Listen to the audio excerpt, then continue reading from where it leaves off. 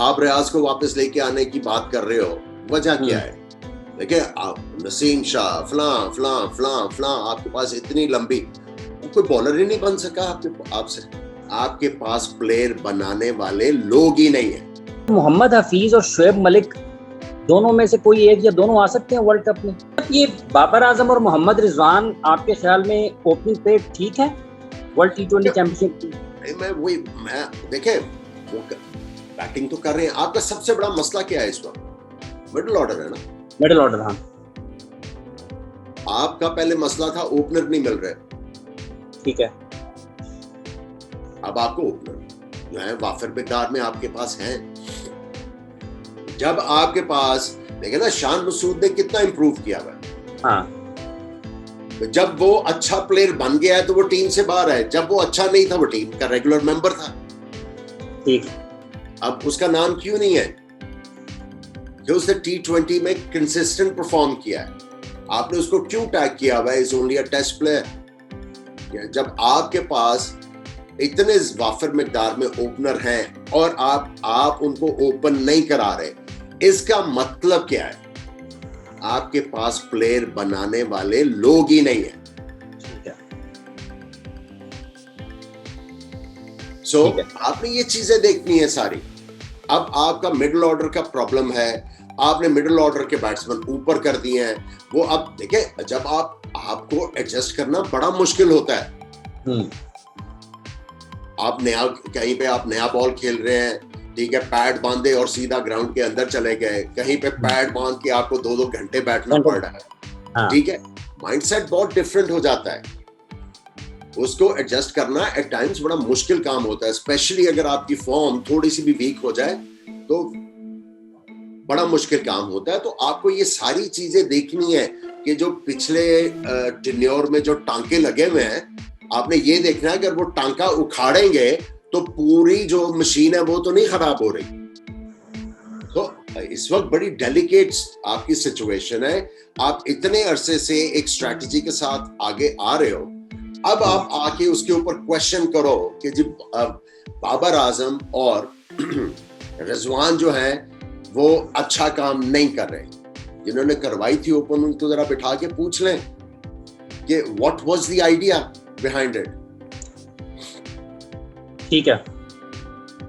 So, अभी मैं वही कह रहा हूँ, डेलिकेट सिचुएशन है। आपको अभी बड़े फैसले करने जो हैं वो उसका नुकसान भी हो सकता है। ठीक है। बड़ा सोच समझ के, जिस तरह पहले मैंने कहा, अर्क रेजी करने के बाद जो भी करना है तब करना है। अच्छा, मोहम्मद हफीज और शुएब मलिक दोनों में से कोई एक या दोनों आ सकते हैं वर्ल्ड कप में? देखिए, मुझे ये बताएं कि अगर आपके पास ऑल्टरनेट नहीं है, और दोनों की फॉर्म अच्छी है और आप ये समझते हैं कि वो आपके लिए बड़ा कुछ टेबल के ऊपर लेके आ सकते हैं, उनकी कंट्रीब्यूशन हो सकती है, और अगर वो क्रिकेट खेल भी रहे हैं तो उसमें क्या कबाहत है? ठीक है, अगर परफॉर्म कर रहे हैं, अगर क्रिकेट खेल रहे हैं। अब आपके सामने जो अभी चेयरमैन क्रिकेट बोर्ड आए हैं, कई दफा हुआ है कि वो टीम से बाहर थे, टीम का हिस्सा नहीं थे, लेकिन क्रिकेट खेल रहे थे। क्रिकेट खेल रहे थे और वो कप्तान बने, 2 दफा बने। टीम से बाहर, came back into the side, कप्तान बने। सो आपके सामने एग्जांपल है। मिसबा आपके पास आगे बहुत बड़ी एग्जांपल है।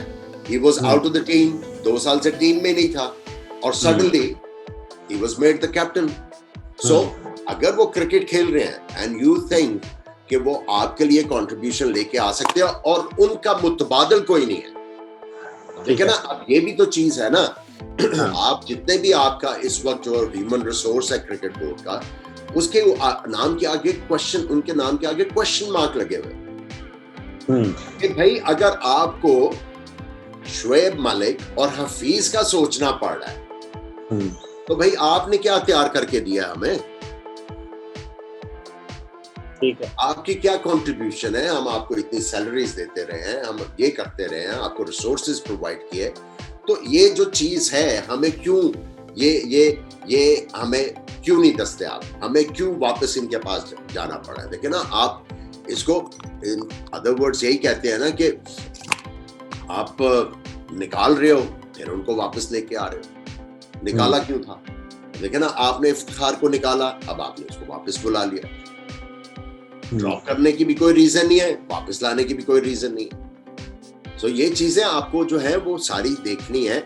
एक सिस्टमैटिक जो है वो आपको चीजें करने की जरूरत है, और आपको जो है short term strategy, mid term और लॉन्ग टर्म स्ट्रैटेजी की जरूरत है। और आपने ये देखना है कि कहाँ से स्टार्ट करना और मिडिल में कहाँ पे मिलना है जहाँ पे पाकिस्तान क्रिकेट को फायदा हो। अच्छा आमिर भाई, अगर इन दिनों बहुत ज़्यादा लोग जानना चाहते हैं कि 15 मेंबर स्क्वाड क्या होना चाहिए, तो अगर आप अपना 15 मेंबर स्क्वाड बनाते हैं तो उसमें ये वहाब रियाज, आमिर, फ़हीम अशरफ, इमाद वसीम, ये लोग आते हैं उसमें? यार मेरे पास इतना टाइम नहीं है। बात यह है कि अब आप वही बात आ गई ना, आप मोहम्मद आमिर को वापस लाने की सोच रहे हो, वजह क्या है? आप वहाब रियाज को वापस लेके आने की बात कर रहे हो, वजह क्या है? देखिए आप नसीम शाह फलां फलां फलां फलां, आपके पास इतनी लंबी, कोई बॉलर ही नहीं बन सका आपसे। टांके लगाते रहे हैं। नहीं, आपसे कोई बॉलर ही नहीं बन सका कि अब आपको फिर उनकी तरफ जाना पड़ रहा है। सो ये बात ये करने वाली है कि हम इनके मुतालिक बात क्यों कर रहे हैं। जब आपने ड्रॉप किया था और इनका जॉब ये था कि हमने प्लेयरों को तगड़ा करना, आपके पास हसनैन है, आपके पास और बड़े यंग फास्ट बॉलर्स हैं, क्यों नहीं अभी तक कोई ऐसा फास्ट बॉलर बन सका ये शाहीन शाह अफरीदी के बाद या हसन अली के बाद कि आपको अब वहाब रियाज और इनकी तरफ जाना पड़ रहा है? तो ये क्वेश्चन करने की जरूरत है। ये नहीं कि हमें वहाब रियाज को लेके आना है, क्वेश्चन ये करने की जरूरत है हमें वहाब रियाज का नाम लेने की जरूरत क्यों पड़ी? ठीक है, उसकी वजह क्या है? उस वजह को पकड़ के उसको ठीक करें, फिर आपकी क्रिकेट जो है वो बेहतर होना शुरू हो जाएगी। अच्छा, इमाद वसीम या मोहम्मद नवाज में से कौन आ सकता, किसको लेना चाहिए आपके ख्याल में? देखिए ये वही कंटिन्यूटी, आपने नवाज को कब से टीम से बाहर रखा हुआ है? इमाद को भी किया, उसको भी लाए, इन आउट है, कंसिस्टेंट नहीं खेले। लास्ट जो सीरीज वो खेले हैं, जो पीएसएल खेले हैं, उनकी कोई आउटस्टैंडिंग परफॉर्मेंस थी? ऐसी कुछ खास नहीं। ठीक है, आपने ड्रॉप क्यों किया? वापस किस बेस पे लेके आ रहे हो? थिंकिंग क्या है? थिंकिंग क्या है आपकी? सो वो इसमें वही ना, फाइनल स्क्वाड या ये इसको लेके आए या उसको लेके आए, उसमें तो मैं पढ़ना ही नहीं चाह रहा कि कौन होना चाहिए या कौन नहीं होना चाहिए। क्वेश्चन जो बनते हैं वो हमें करने चाहिए कि फैसले जिन्होंने किए हैं उनसे पूछा जाए कि आपने ये सारा अदम इस्तेहकाम आपके फैसलों से आया क्यों, इसके पीछे क्या वजह थी, उसको एड्रेस करें। ठीक है।